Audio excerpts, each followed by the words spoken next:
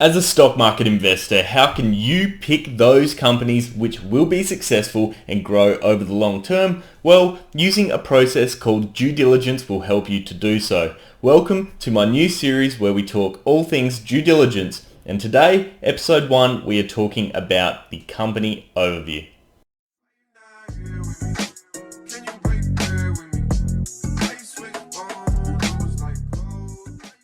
How's it going, guys? Ryan here and welcome to my brand new series called Stock Due Diligence, where I help you understand what you need to do in order to pick successful stocks. But before we get into the nitty-gritty of the video, guys, please remember to give this video a thumbs up if you do enjoy it and subscribe for more investing, stock market, wealth management and cryptocurrency related content.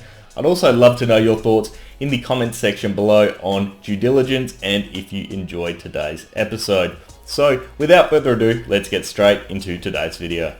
If you've invested in the stock market for more than a few months, you would have heard of the term due diligence. So what exactly is that? Well, due diligence is effectively just a fancy saying for doing your research in a stock, understanding the financials, the operational aspects, the way the company is structured, how it compares to its peers, all these different sort of factors. And when people talk about performing due diligence, it means they've done their research on the stock and they are confident in it. And effectively you'll see consistently lots of different holders on stock forums, Twitter, YouTube, whatever it may be, reviewing stocks, providing their analysis and performing due diligence and justifying their reason for investing. So today we are talking about the company overview, which is the very first step to performing due diligence and whether you will proceed with looking into a company more or not.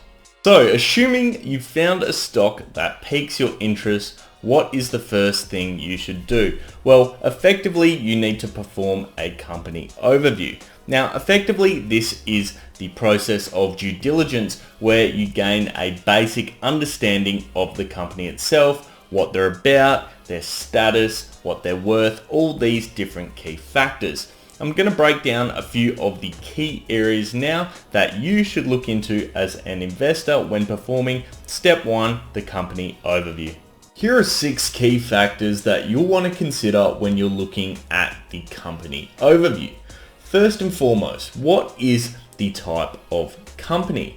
Is it a company that is a mining company? Is it a company that is a tech company? Is it a company that is a biochemical company? What sort of organization is it that you're looking to invest in? Secondly, the type of stock. Is this stock a growth stock that grows on average 5% every year? Is it a dividend paying stock? One that, for instance, pays a 4% dividend for the past 25 years?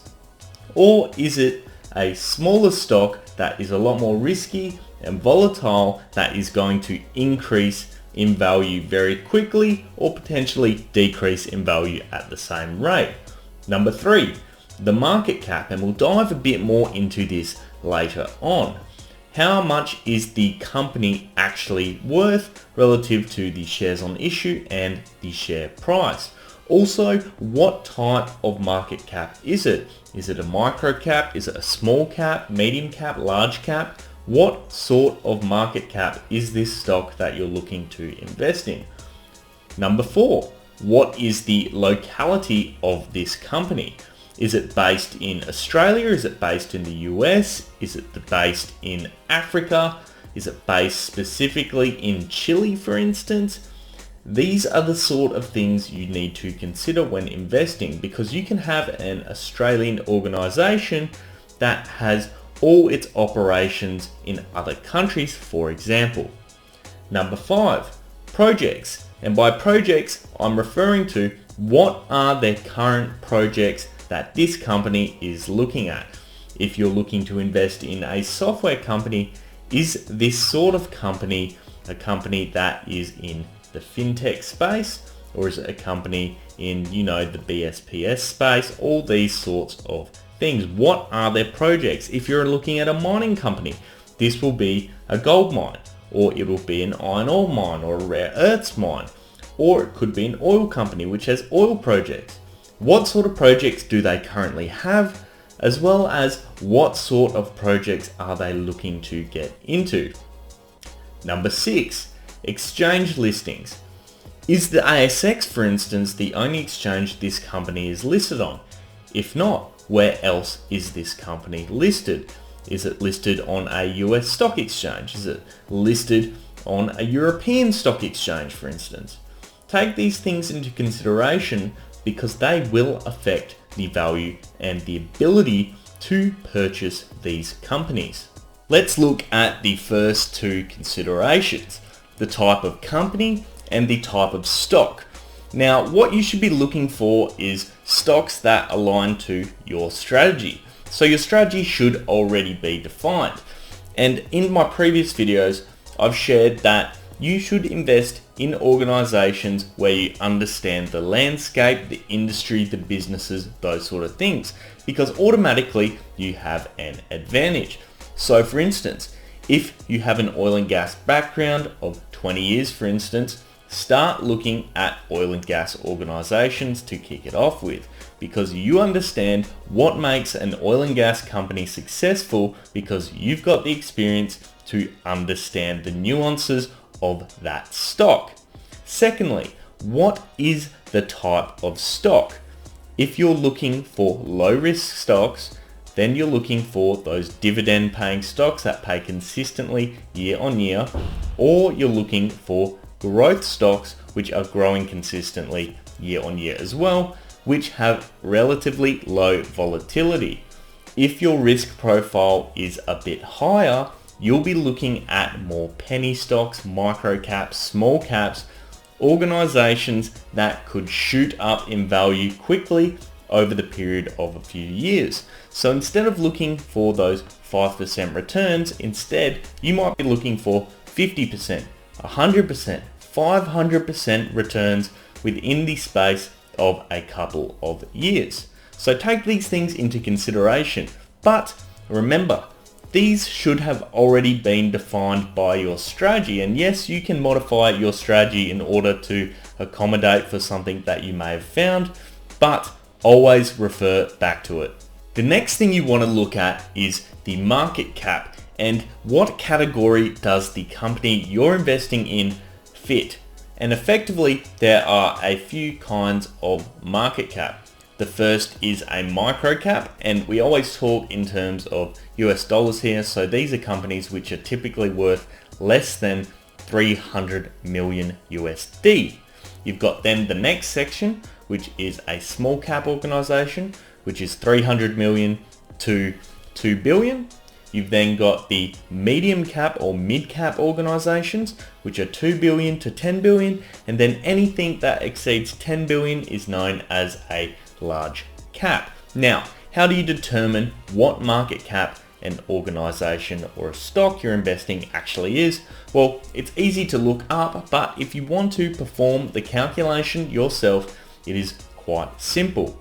All you're doing is timesing the number of shares on issue by the current value of the company, the stock price, and that will give you the market cap, which is the true value of the organization. So if you're trying to value a publicly listed company, the market cap is the factor that you want to focus on, because that is effectively what the market has determined the worth of an organization to be. So for instance, if you had 100 shares on issue and the price of the stock was worth $2, that would mean that the company is worth $200, just as a very basic example. But as I said, you can look this up quite easily online by typing in the stock code on Google and then looking up the market cap of that organization. Now, obviously, this once again goes back to your strategy. If you're investing in those riskier companies, they are going to be worth a lot less, but the value of which they could go up quickly. Now, if you're investing in those dividend paying companies or those growth companies, you're probably looking at the mid cap to large cap range as opposed to the lower end of the spectrum, but you get that safety of not having as much volatility and relatively consistent returns year on year.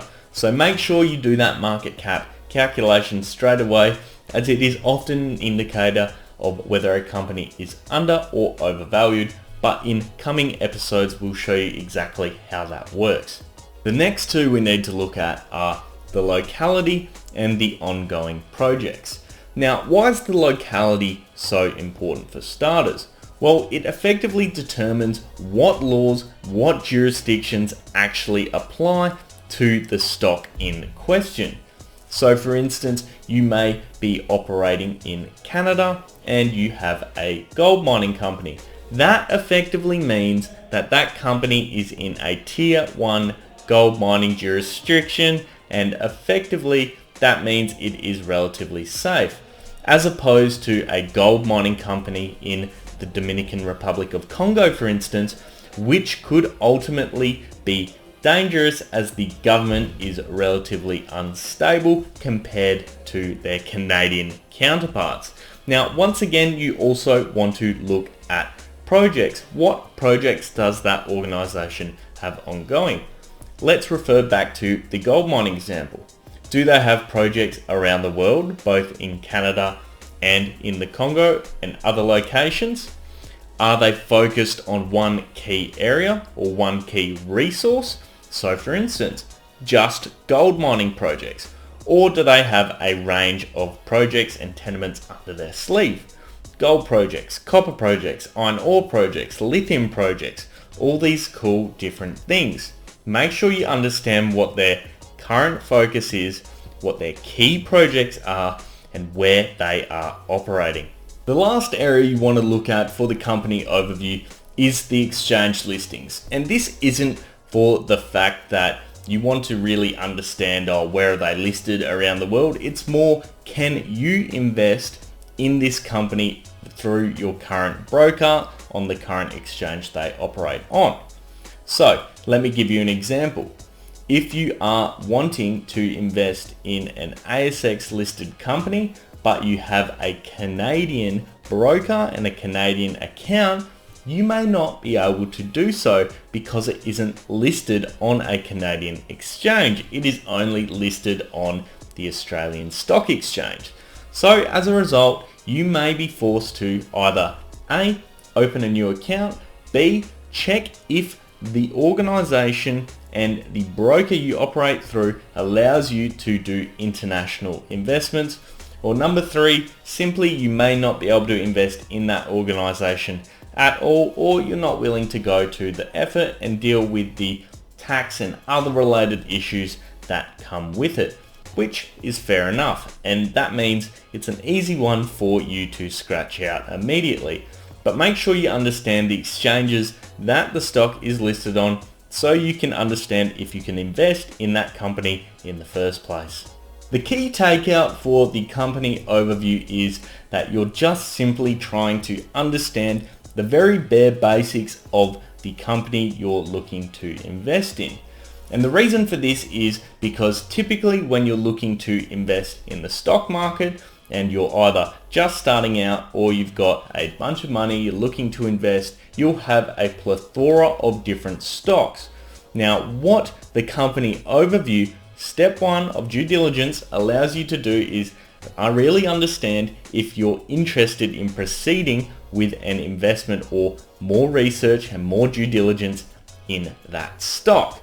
And basically it allows you to eliminate the stocks you're not interested in and then earmark the ones you are interested in so you can perform that due diligence. So keep in mind, step 1 is very basic.